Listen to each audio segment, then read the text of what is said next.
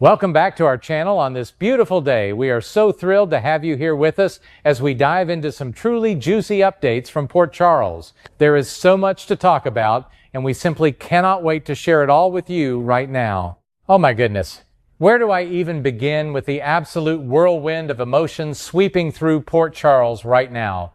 I have been watching the situation between Rick Lansing, Elizabeth Baldwin, and Dante Falconeri unfold, and my heart is just racing with anticipation.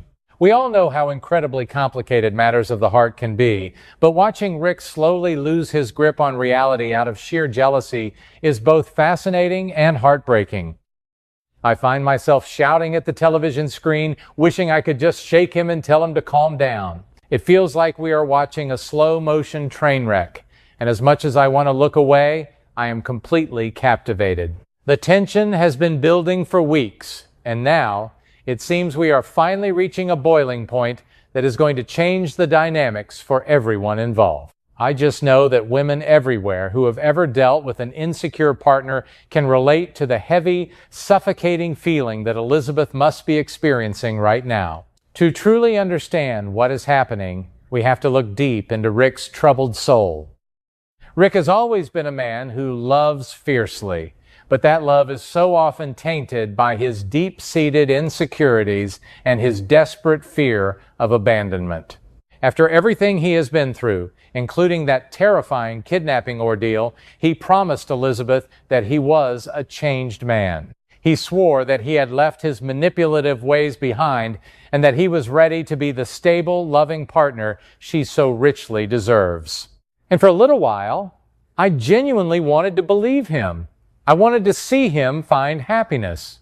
But old habits die hard, and the moment he sensed even a hint of competition, all that personal growth vanished into thin air.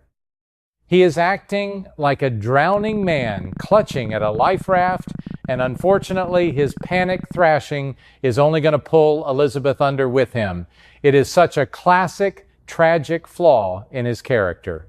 The catalyst for this entire mess started so innocently at the park, which makes Rick's reaction all the more frustrating.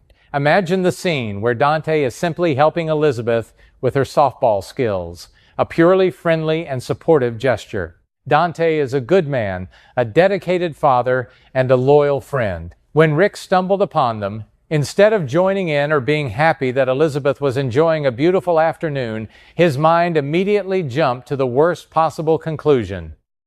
You could just see the dark clouds gathering in his eyes, and then, to make matters worse, Elizabeth brushed off Rick's attempts to interrupt and chose to stay with Dante. I completely understand why she did it, because she had already mentioned she was busy, and she probably just wanted to enjoy a stress-free afternoon without having to manage Rick's fragile ego.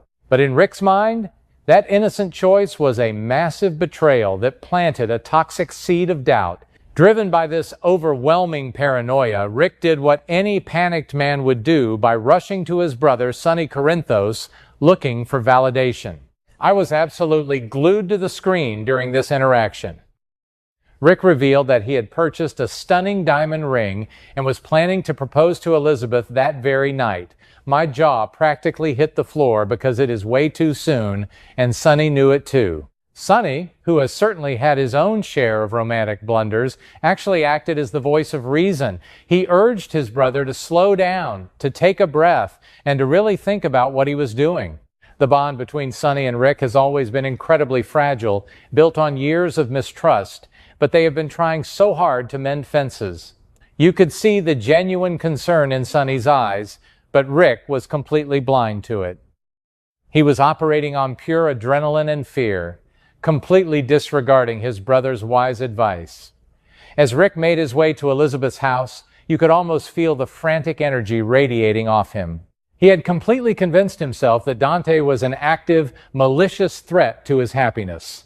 He dismissed all of Sonny's very valid concerns, believing that the risk of losing Elizabeth was far greater than the risk of rushing a proposal. It is such a heartbreakingly flawed way of thinking. A marriage proposal should be a joyous celebration of two people coming together in mutual love and trust, not a desperate strategic move to claim territory and ward off imaginary rivals. I felt a knot of dread forming in my stomach as he approached her door. I just knew that his frantic energy was going to lead to a disaster. He was not walking into that house as a loving partner. He was walking in like a soldier preparing for a battle, completely unaware that the only enemy he was fighting was his own deep insecurity. And then came the moment that absolutely shattered whatever tiny bit of hope I had left for Rick's dignity. Instead of knocking on the door like a normal, respectful adult, he decided to peek through the window, and what he saw sent him into an absolute tailspin. There was Dante standing in Elizabeth's living room, completely without his pants, with Elizabeth leaning over him. Now, I have to admit, out of context, it looked incredibly scandalous. My heart skipped a beat before I realized what was actually happening. It was a medical issue. Dante had injured his leg, and Elizabeth, being the dedicated and compassionate nurse that she is, was simply tending to his wound. There was absolutely nothing untoward happening.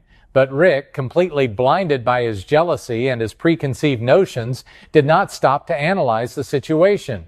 He only saw his worst nightmares coming to life right in front of his eyes.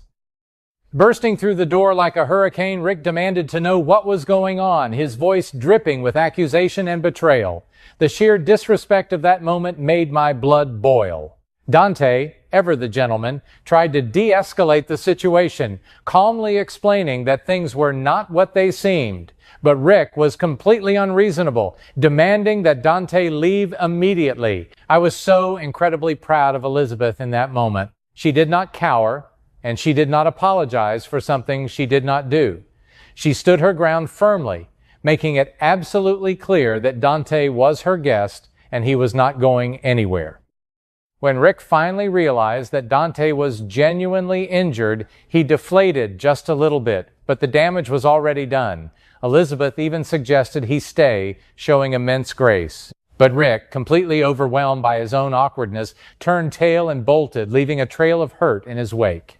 The contrast between the chaotic energy Rick brought into the room and the peaceful atmosphere after he left was truly striking. Once the door clicked shut behind Rick, Elizabeth and Dante settled into a comfortable, easy rhythm. They shared pizza, poured some wine, and toasted to surviving the bizarre encounter. Watching them laugh and unwind together, I could not help but notice the undeniable spark between them. It is a quiet, natural chemistry that does not need to be forced or rushed. Elizabeth, bless her heart, seems completely oblivious to it.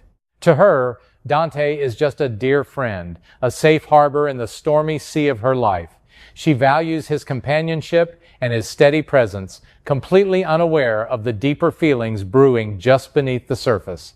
It is so endearing to watch her find comfort in his company, especially after being subjected to Rick's exhausting paranoia and controlling behavior. But Dante is a completely different story. It is so obvious to anyone paying attention that he harbors deep, romantic feelings for Elizabeth. You can see it in the way he looks at her, the gentle way he speaks to her, and the protective stance he takes when Rick is around. He was genuinely saddened when she decided to give Rick,